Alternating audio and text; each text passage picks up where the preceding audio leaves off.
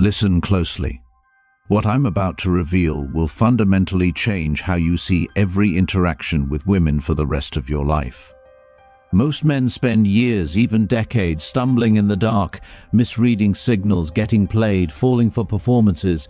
But there's a hidden language women speak that most men never learn to decode. And once you crack this code, you'll see through every mask, every test, every manipulation attempt before it even begins. This isn't theory. This isn't advice from someone who read a book. This is forbidden knowledge that changes the power dynamic completely. So if you're comfortable being blind, if you're happy guessing and hoping and praying you're reading the situation right, click away now. But if you're ready to see what's really happening behind the words, behind the smiles, behind every carefully crafted response, then pay attention. Because in the next few minutes, you're going to learn skills that separate the manipulated from the manipulator. Let's begin. Here's the first dark truth nobody tells you. Women are constantly broadcasting their true intentions, but not through their words. Words are the least reliable signal in human communication, especially when emotions and attraction are involved. Ever noticed how a woman can say one thing with her mouth while her body screams the complete opposite? This isn't accidental, it's evolutionary. Women have spent thousands of years learning to conceal their true desires behind socially acceptable language because direct communication meant vulnerability, and vulnerability meant danger. So they developed a parallel language, a shadow communication system that reveals everything if you know how to read it. Watch her hands. This is where the truth lives. When a woman is talking to you, her hands tell you what her words won't. If she's touching her neck, her collarbone, playing with her hair, especially twirling it around her finger, she's unconsciously displaying. This is biological signaling. She's drawing attention to feminine features, making herself more attractive in the moment.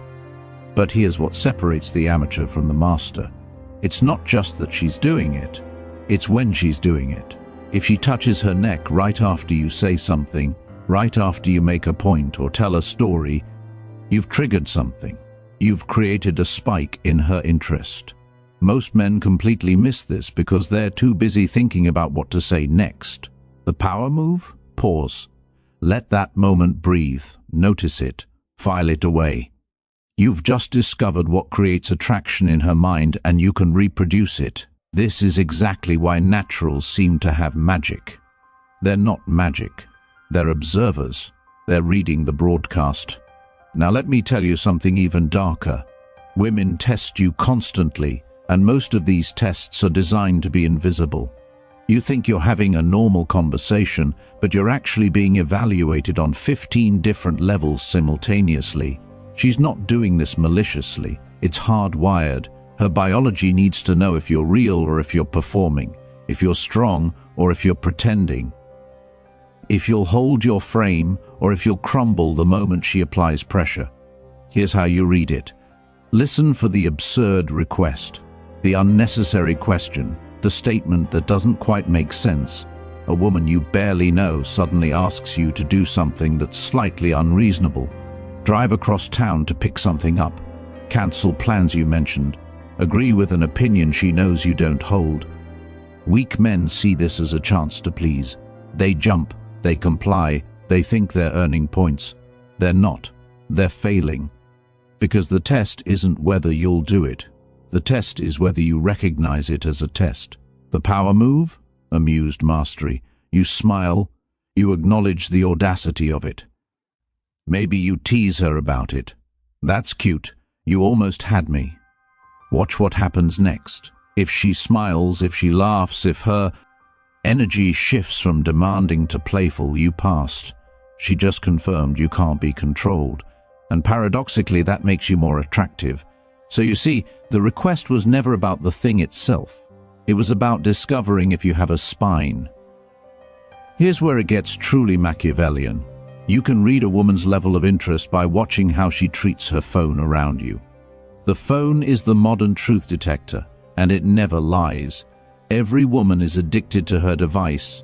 It's dopamine, it's connection, it's validation on demand. So when she chooses to ignore it, when she flips it face down, when she doesn't even glance at it when it lights up, you're watching investment. She's prioritizing you over her digital dopamine source. That's biological signal number one. But here's the dark psychology secret. It's not just about her ignoring her phone, it's about what she does when she does pick it up. Does she angle it away from you? That's concealment. She's managing multiple realities, and you're not allowed into all of them. Does she show you what she's looking at, even mundane things? That's transparency. She's opening her world to you. Does she take a photo of something you're both experiencing? She's not just documenting the moment, she's documenting you. She's creating evidence of your existence together that she'll look at later that might end up where her friends can see it, where other men can see it. This is mate guarding through social proof.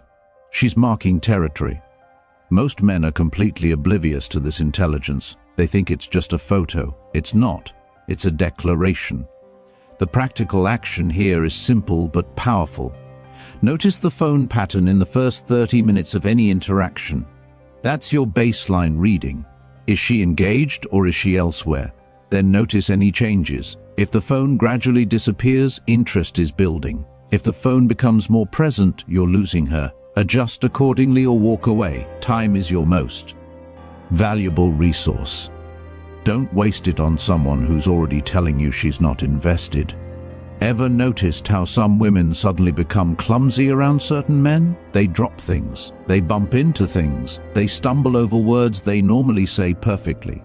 This isn't nervousness in the way you think. This is cognitive overload caused by attraction. When a woman is genuinely attracted, her brain diverts resources away from motor control and verbal processing and floods her system with neurochemicals. She becomes slightly less coordinated because part of her brain is busy evaluating you as a potential mate. This is the body short-circuiting under desire. Now here's how you weaponize this knowledge. First, recognize it for what it is. If a woman who seems otherwise competent suddenly can't manage basic tasks around you, that's interest. But second, and this is crucial, don't acknowledge it like a nice guy would. Don't rush to help. Don't say, "Are you okay?" with concern in your voice. That frames you as a caretaker, not a lover. Instead, acknowledge it with amused confidence.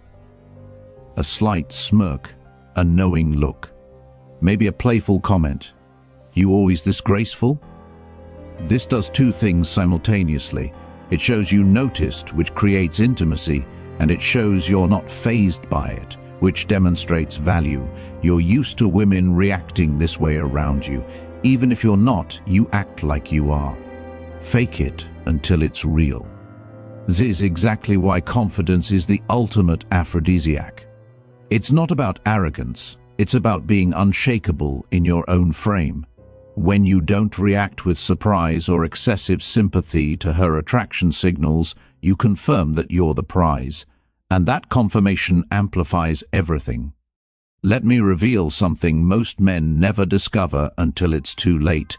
Women mirror the energy of men they're attracted to, not men they're comfortable with, not men they see as friends, men they desire. This is unconscious mimicry, and it's one of the most reliable indicators of genuine interest you'll ever find. She'll match your speech patterns, your pace, your volume. If you lean back, she'll lean back. If you speak slower, she'll speak slower. If you use certain phrases, you'll hear them come out of her mouth minutes later. This isn't manipulation on her part. It's biology creating rapport. Her nervous system is literally syncing with yours. So how do you use this? You lead deliberately. You want to know if she's genuinely interested? Change your energy and watch if she follows. Speak quieter and see if she leans in to hear you better. Create a pause and notice if she fills it or sits in it with you. Tell a story with a specific emotional tone and observe if her facial expressions match that tone. If she's mirroring, she's invested. She's in your reality. But here's the dark part. You can also use this to amplify attraction. Once you notice she's mirroring you, you start mirroring her back. This creates a feedback loop of connection. She feels seen, she feels understood, she feels like you're on the same wavelength. And she won't even know why. All she'll know is that talking to you feels different than talking to everyone else. This is covert hypnosis. This is how you become unforgettable. The practical application is to stay calibrated. Always be running this test in the background of every interaction. Is she matching me or is she somewhere else? That answer tells you everything. Now we enter truly forbidden territory. You can read sexual interest by watching how a woman positions herself in relation to you in space. Proxemics, the study of personal space and distance. Most people think of this as simple. Close equals interested, far equals not interested. That's kindergarten level. The real reading is far more nuanced. A woman who's sexually interested will create opportunities for incidental touch. She'll position herself where you have to brush past her, where your hands might accidentally meet, where sitting down means your legs are close. This is plausible deniability. She's creating the conditions for touch without being responsible for initiating it. This way, if you don't escalate, she hasn't been rejected. If you do escalate, she hasn't been too forward. It's strategic ambiguity. But here's what separates the readers from the blind. It's not just proximity, it's orientation. Is her body facing you or is it angled away? A woman can be physically close but oriented toward an exit or toward the room. That's not interest. That's politeness or circumstance. But a woman whose torso, hips and feet are all pointed at you, even if she's a few feet away, that's focus, that's investment. The body doesn't lie about where attention truly is. And here's the kill shot. Watch her when other people approach or interrupt. Does her body stay oriented to you or does it open to include them? If she stays locked on you, if she gives minimal energy to the interruption and quickly brings her attention back, you're the priority. She's protecting the interaction. The practical move is to test this deliberately. Create small moments of separation. Go to the bathroom, take a call, get drinks. Then watch how she positions herself when you return. Does she make space for you? Does she reorient to you? Does her face light up when she sees you coming back? These micro signals tell you if you're building genuine attraction or just filling time. Here's a secret that sounds almost too simple, but it's devastatingly effective. You can read a woman's interest level by noticing how many questions she asks you. Not just any questions, personal questions.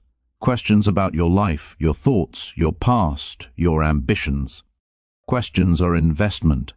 Every question she asks is mental energy she's spending on building a model of who you are in her mind. And people don't build detailed models of people they don't care about. So when a woman starts drilling into your life, when she's curious about details, when she asks follow-up questions to your answers, she's not just being polite, she's gathering intelligence. She's trying to figure out if you fit, if you're worth it, if you're real. But here's where most men screw this up. They think more talking about themselves equals more attraction. So they monologue, they give these long, detailed answers to simple questions. They overshare, and they kill the mystery. The power move is to answer with just enough to satisfy the question, then redirect. Give her a glimpse, not the whole picture. I grew up overseas, military family. You were moved around a lot. Now she's got a piece of information that makes you more interesting, and you've turned it back on her. This does two things. It maintains mystery, which maintains curiosity, and it shows you're not desperate for her validation. You're not performing for her approval. You're engaging with her as an equal. This is exactly why neediness repels and indifference attracts. When you need her to be impressed, you give everything away. When you're indifferent to her judgment, you make her work for information, and the work creates value.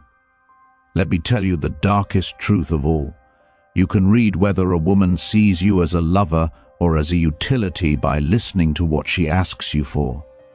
Does she ask you for emotional experiences, adventures, excitement, to do something fun, something spontaneous, something that creates memories?